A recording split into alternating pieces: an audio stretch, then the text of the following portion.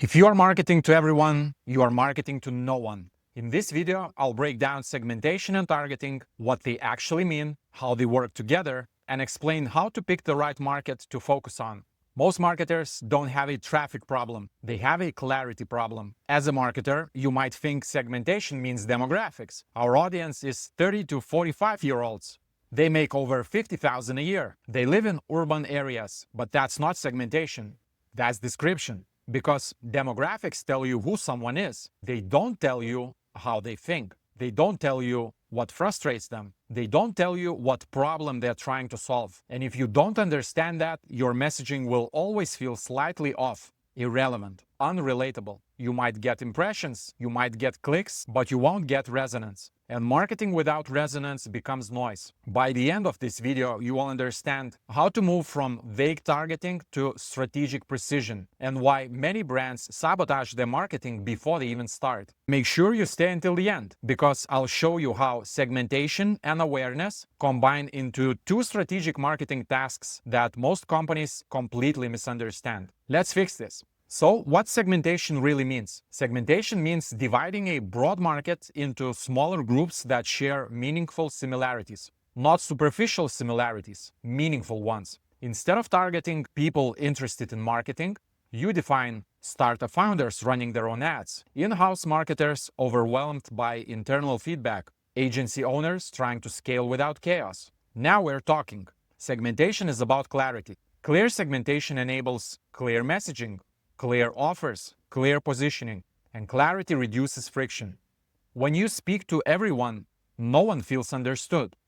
When you speak to a very specific situation, the right person immediately feels, oh, this is for me. That's the goal. And that moment of recognition is what drives the engagement. Let's draw the distinction clearly. Demographics describe observable characteristics: age, income, gender, education, location, things like that. They are useful for media targeting, but they don't explain motivation.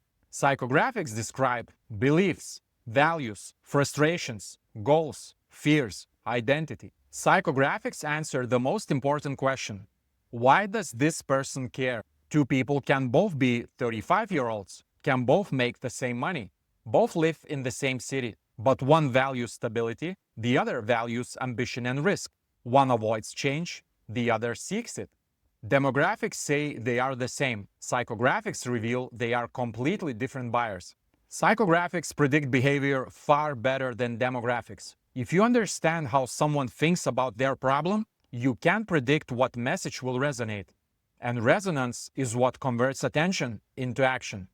So, how do you actually uncover psychographics? Here's a simple framework I constantly use: jobs, pains, and gains. Let's start with jobs. What is the person trying to accomplish? Jobs can be functional, complete a task; emotional, feel confident; social, be respected. Take an in-house marketer. Their functional job, launch campaigns. Their emotional job, feel secure in meetings. Their social job, be seen as competent. Now look at pains. What frustrates them? Their work gets reopened. Conflicting opinions, endless feedback loops, fear of failure, pressure from the management. When you describe these pains in their own words, trust increases, because people trust those who understand them the best. Now finally, gains. What do they want instead? Clear decision frameworks, faster execution, recognition, peace of mind, confidence in meetings. Strong targeting connects directly to meaningful pains and gains, not surface-level traits. And this is where marketing becomes ethical, because you are not manipulating. You are clarifying, and clarity builds trust faster than persuasion ever could. Now, here's where most marketers go wrong. They assume everyone thinks about their problem the same way, but they don't. There are 5 levels of awareness towards the problem your audience has. Level 1, unaware. They feel discomfort, but they don't recognize the real problem. A marketer feels stressed, but blames workload instead of structural chaos. Level 2, problem aware. They know the problem. I struggle with opinion-driven marketing decisions. Level 3, solution aware. They know the solution exists. I need frameworks or training. Level 4, product aware. They are comparing options. Which program should I choose? Which training works the best? Level 5, most aware. They are close to buying. They have their eyes on a specific product and ask themselves, is this the right one for me? Here's the insight. If you speak at the wrong awareness level, you create friction. If someone is problem aware and you jump straight into product features, you lose them. If someone is most aware and you start educating from scratch, you bore them.